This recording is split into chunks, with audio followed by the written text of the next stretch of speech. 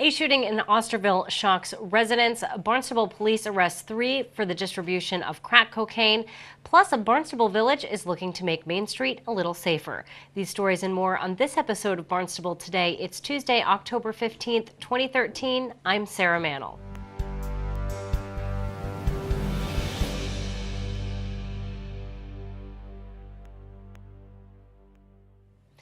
An Osterville man was shot in his home early Friday morning. The 44-year-old victim called police, not knowing he was shot, only thinking he was assaulted.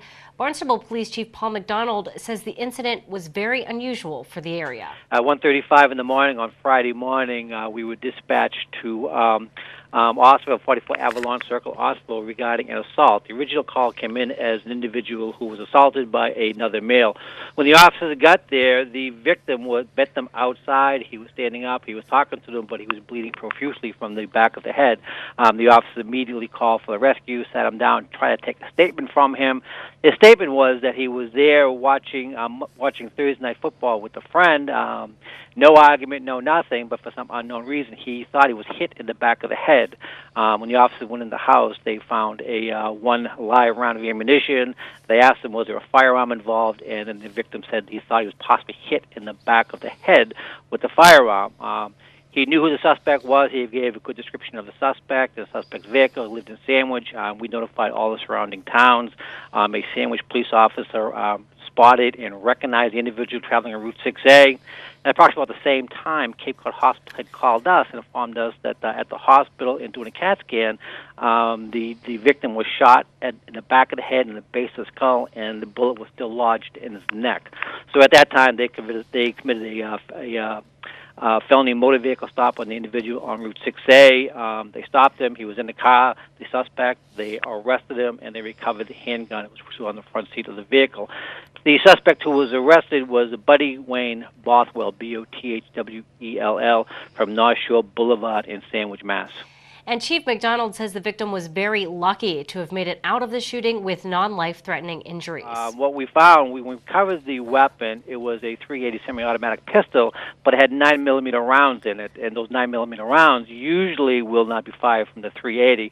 So the weapon jammed, and the ammunition used was not correct for that weapon. So that might be one of the reasons why he was able to survive, because the bullet did not come out with the velocity that it usually would have come out. So the bullet did penetrate the base of the skull and lodged his neck.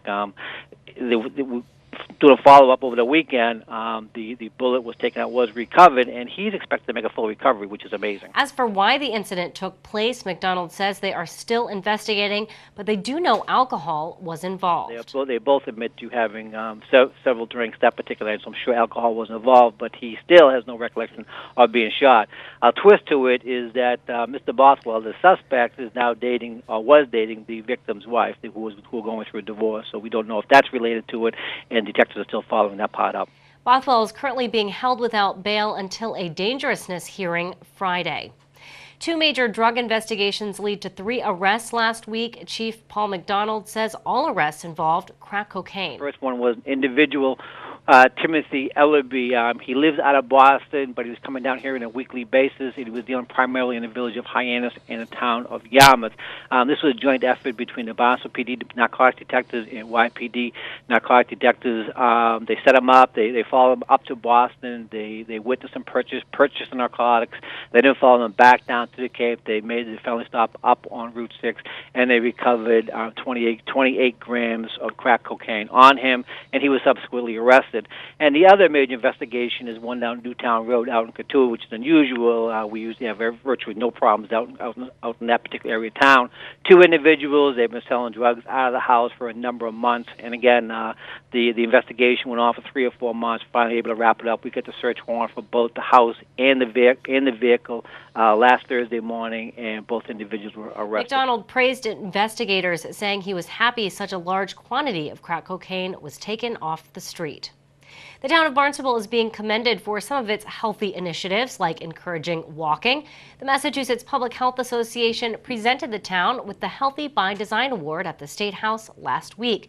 Director of Growth Management Joanne Miller-Buntich was there to accept the award, along with several town officials. Get them out of their cars, to get them walking, to get them cycling, to get them being active in the outdoors. And they recognized Barnstable for a series of improvements traveling back over the years, which result in the built environment that we have today. The Main Street streetscapes, the walkway to the sea, the zoning changes that we initiated many years ago, it is now, to promote that more dense development that encourages a pedestrian-oriented atmosphere on Main Street. So my understanding is that MAPC was instrumental in us getting this award through, actually, our colleagues at the Association to Preserve Cape Cod.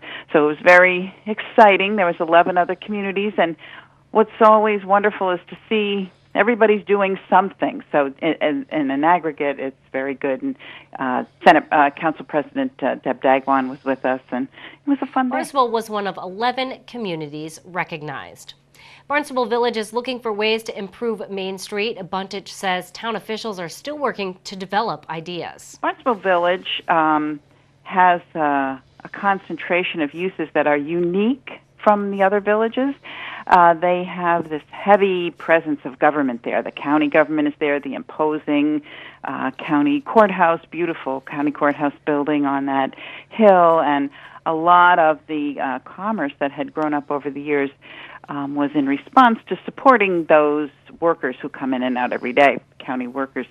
But what the village has done over the course of the past few years, they have a very active civic group, and they have split themselves off into many different groups: a historical society, a village association, and a cultural district committee. They're doing everything, and they're doing a great job. They managed to attract a good investment in the general store, which has really spurred some other development coming on. And so next in their plan is to make their Main Street a little more walkable and a little more safe. Buntich says they would like to incorporate additional crosswalks and lighting in the area. A renovation of the town's clerk's office is nearing completion in Town Hall. DPW Director Dan Santos says the clerk's office is slated to open in the next 2 weeks. We expect carpet at the end of this week and furniture, and hopefully next week sometime we'll be moving the clerk personnel back all together. They're primarily up on the third floor now, and have a new space to work in, which will be much more convenient for both the workers and the public. One big thing you'll notice is the windows that are facing the hallway on the first floor, those won't be there anymore, and all the work will be conducted face-to-face in the clerk's office. So we, as well as the folks in that office, are looking forward to that finishing up. And we will keep you updated and let you know when that project is complete. It's been 2.5 years since the nuclear disaster at the Fukushima nuclear power plant in Japan. Last week, the former Prime Minister of Japan traveled to Boston to share his thoughts with lawmakers. State Senator Dan Wolf says he was joined by other experts on nuclear power. And the panel, there was a panel that they got together and presented in Gardner Auditorium, which is the big meeting and hearing room at the State House. So it was a really good location. And I think the primary person that came was the ex-Prime Minister of Japan. He was the Prime Minister when they had the Fukushima accident a couple of years ago, and really was able to speak from the perspective of lessons learned. The Fukushima Daima plant is exactly the same. It's 4 reactors right next to each other, but the design of 2 of those reactors is identical to the Pilgrim reactor. So it was very relevant, given the technology being exactly the same. And he was able to speak to lessons learned. And I think the unanimous consent from the panel was that Pilgrim should not have been relicensed, that the Nuclear Regulatory Commission is really acting in the interest of the nuclear industry, not so much in the interest of either the ratepayers from the electricity side or public safety, just as a public safety concern. It was a pretty interesting day. It went on for over 4.5 hours. Barnstable residents will get the chance to weigh in on the issue in the upcoming town election. Ballot question 1 is a non-binding question that asks voters whether or not they support the closing of the Pilgrim nuclear power plant. For Barnstable Today, I'm Sarah Mannel.